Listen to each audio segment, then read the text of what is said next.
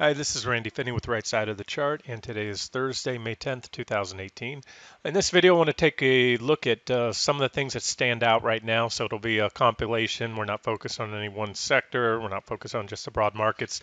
Some of the things that stand out. I'm not going to cover individual stocks because we're still in a trading range here with the broad markets. Again, as I've gone over, since 2018, it's a very large trading range. This recent rally, I'm starting to see a little bit of bullish buzz in the trading room, and I get it, but there's really at this point in time absolutely nothing that makes this rally right here. We had a little period of consolidation, so you can either count the lows right here. I think that was April 25th, or this recent leg up. There's absolutely nothing that makes it any different from this previous rally, which was followed by this correction, this rally here, which was followed by this correction, this strong rally here, which was followed by this drop, and of course that drop. So, again, this is just par for the course right now. This is what the market's doing. Just as everybody's bullish, nobody wants to buy right here, but everybody starts getting bullish right here and here at the top, and everybody's getting bearish there. Everybody's bearish there. So it's a recognize the market for what it is. This doesn't mean that we can't continue to go on up and power on to new highs.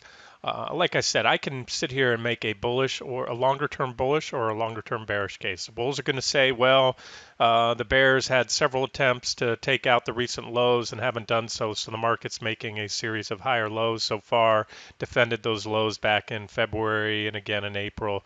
And this is QQQ we're looking at, by the way. But again, bears can say, well, we did take out that previous reaction high, and I'll definitely give the bullish case some points for that. There was a downtrend line right there that was taken out, that previous reaction high. Now we have this big gap to contend with. So here we're at.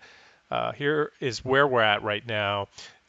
Big old fat gap. There is a comparable gap in the SPY, but it's a little bit smaller than that. This is a pretty substantial and significant resistance zone. The bottom of the gap as well as the top. If we get into the gap, you can see at the top. Let me clear out these annotations. So the market, especially the Qs, which have been doing all the heavy lifting, have their work to do. Look at all the gaps, reactions. Just to the left of the chart here, that's where we peaked in late January. Very significant level. So there's a wall of significant resistance right here. Now, if the Qs can power on through that like it's not even there, great. So there's the bullish case. You guys take out that high, take it out with conviction. As long as there's not any divergences, which there probably wouldn't be. You can see here we still have negative divergence, or potential divergence, I should say. We need to turn down to confirm this divergence on the 60-minute chart. But if we power on through there without a pullback or consolidation first, it'll have taken out those divergences. And then this is really thin resistance at that previous divergent high. There wasn't a lot of trades. It was a quick up and down. So that would open the door for new highs and Qs. However, the QQQ, as I often say, is not very representative. This is the stock market. This is the S&P 500, or at least the SPY, the tracking ETF. And we're looking at 60-minute charts. Sorry, I didn't clarify that earlier. Here's the highs back in late January. And as you can see, SPY, or the S&P 500, isn't anywhere close to those previous highs. That's its all-time high back there in January. You had a kickback rally here that fell well shy, and so far, as you can see, oops, wrong tool. There's the high. Let me grab my arrow tool. You can see that we have this triangle pattern. Now, it is somewhat significant. I don't want to overdo this trend line, because there's only if we get a reaction here. We haven't had a reaction yet. We're at that trend line. A reaction would be a pullback. Then that would validate that trend line. And so what we're looking at here, I'll use this tool, this big triangle pattern. And again, I've showed you that on the daily chart. So there's the market. Let's see, I have it. There it is. There's that triangle type pattern.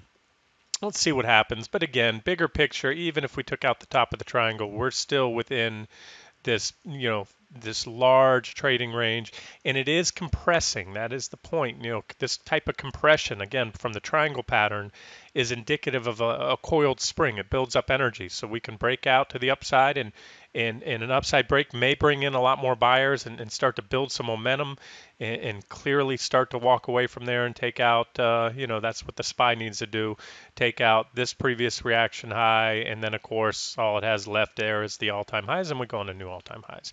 And if we did soon, you guys remember back in early February when we had this first correction, I laid out a scenario for the markets to put in a divergent high, which is what happened on the NASDAQ 100, but the S&P 500 failed to do so.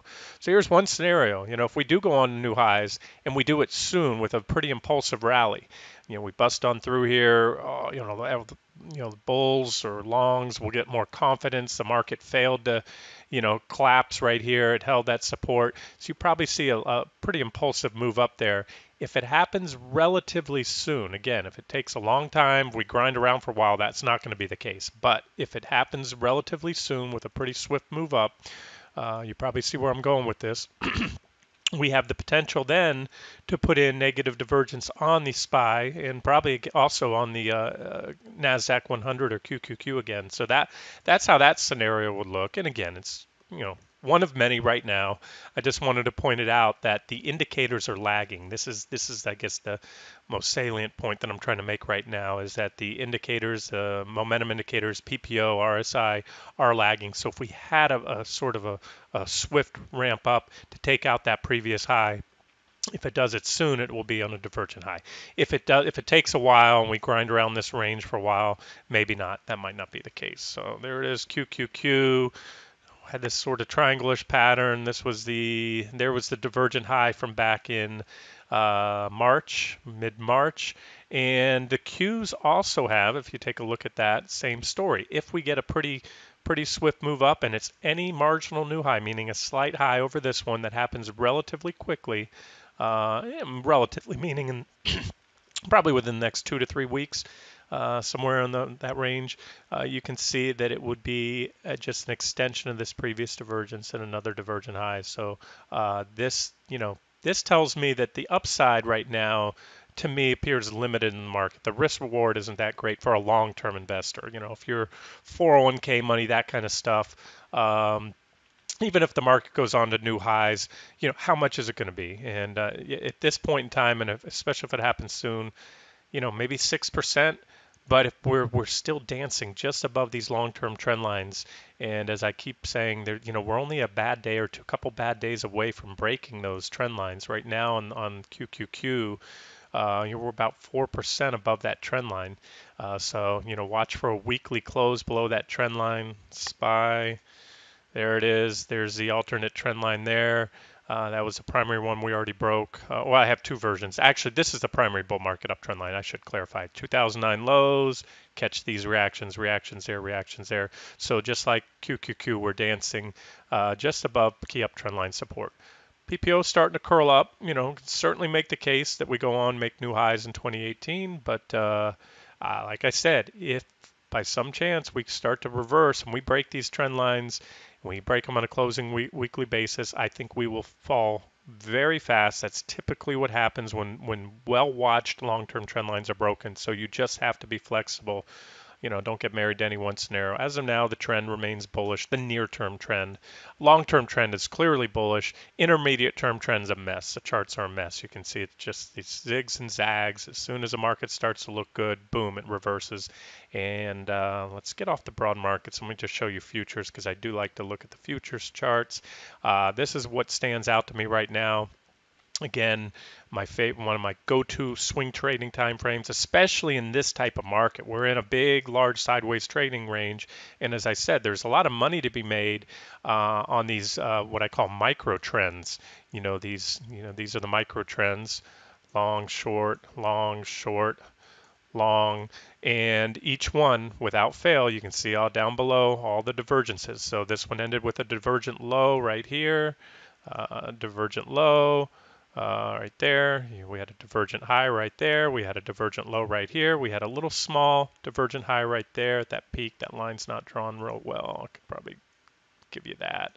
Probably color that a different color, too many blue lines on there, but you get the picture. There it is. So divergent low, and now we have a divergent high. I will say this. We had some confirmed divergence with a bearish PPO cross recently, but we turned back up. I mentioned that. So right now the PPO and the RSI, they're pointing higher. So to confirm these divergences, we have to turn down soon. Otherwise, and they can be extended. We could go a little bit higher, and we could backfill that gap. The gap I was talking about, I was just looking at the QQQ chart. You're not going to see a gap on the futures because futures trade around the clock, but this is where that gap on this was overnight trading. So this is that gap right here that we were looking at earlier on the QQQ 60-minute. This is the NQ, the E-mini future 60-minute chart. So if we go up, like I said, there's still potential to have divergences. These divergences will not be negated or taken out until and unless these momentum indicators take out those previous highs. So that's that. Here's a trend line to watch. So what do we have now essentially on the futures is a bearish rising wedge confirmed with, well, I should say, potential, soon to be if we turn back down, potential negative divergence. If we break the trend line, we're going to confirm those divergences, and then that could set the stage for the next what I call micro trend, which would be another pullback. So we'll just have to watch and see what happens. One more, and we'll get off the broad markets.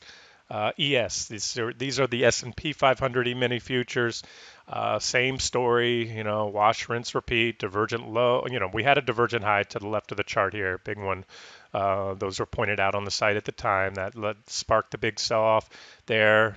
So there was your correction, ended in a divergent low, which ended in a divergent high, which ended in a divergent low. You get it. So pretty simple stuff. And there it is. So we have negative divergences. That's why, despite, this seems to be a pretty resilient trend right now. It's burned through, they just seem to keep buying. But then again, a lot of these trends have been resilient. They are until they aren't. And let me tell you one thing, sentiment changes on a dime. Everybody's bullish now because we have this, pretty steady bid in the market over the last week or so, even the last couple weeks if you go back here. But you turn around, break this trend line, start some impulsive selling, and maybe not at first, but a couple days into it, then everybody's bearish. And, that cycle continues. All right, let's get off the broad markets now. Oh, and before we do, I would be remiss not to point out, some of the key levels to watch. I already showed you on QQQ on the gap. Here's ES. There's a reaction high to watch, and there were quite a few reactions around that level. And for you ES traders, or even if you don't trade ES, even if you don't have a futures account, investing.com gives you free real-time futures charts, so you can use those. 27.19 and changed, about 27.19 a quarter, give or take. That's the resistance level. So, like I said, these uppermost lines can change. If we continue higher. In fact, I probably should have updated them before this video, but you see it there. So there's still that potential divergence, and this trend line is also pretty well formed. Now we have 1, 2, 3, 4 reactions so far. That's certainly a valid uptrend line. So this is a pretty clean bearish rising wedge. And again, if we fail here at this resistance or before it, break down, you also have horizontal support there, 26.98 or so, roughly. Boom. All right. So I'm sorry I spent so much time on the broad markets, but I think it's important, and it also comes into play with my lack of adding new trade ideas on individual stocks lately, and even to a lesser extent ETFs. I put a few up recently, but you can see this is a grind here, and swing trading, unless you're very nimble and very active, is tough.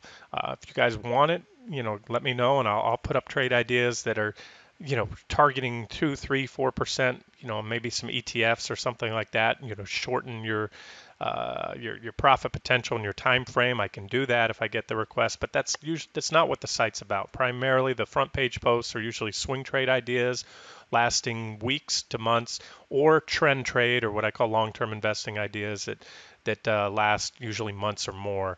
That's what the official trade ideas. In the trading room, I'm always posting, day trading or short-term trade thoughts, a lot of extra trade ideas and setups that really don't meet the criteria for the official trade ideas on the site. Okay, I changed my mind. We're 14 minutes into this video, and since I spent more time than I planned to on the broad market, there's a lot I want to cover. So what I'm going to do is make this a public video, yeah, since it's just general broad market analysis. And for members, I do have a whole list here of things that I'm watching, individual sectors, commodities, quite a bit. So I'm going to do that in a follow-up video, and that will be for members only, and that'll be posted shortly after this one. This has been Randy Finney with Right Side of the Chart. Hope you enjoyed it.